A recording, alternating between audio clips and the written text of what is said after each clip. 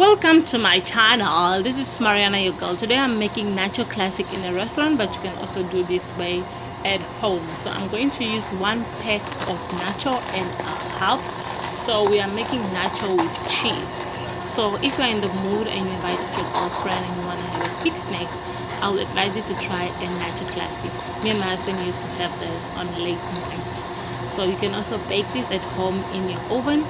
So I'm using 1.5 packs just to make it a lot, but you can use one, but I recommend 1.5 if you are too sharing it.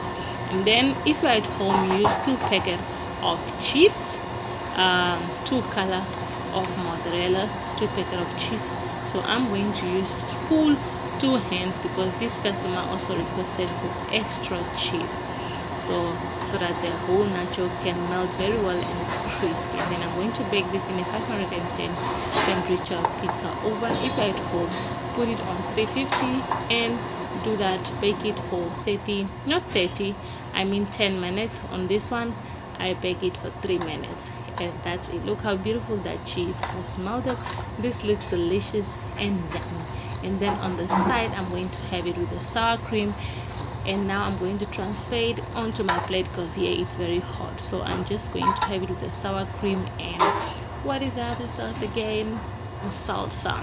So then I'm going to put in a bit of tomato and red onion. This looks yummy and ready to be eaten. Just look how delicious my nacho is. So if you have a late night with your girlfriend, I advise you to try this. So that's the sour cream. I love sour cream, and that is the salsa. That's it. Thank you for watching. Bye bye.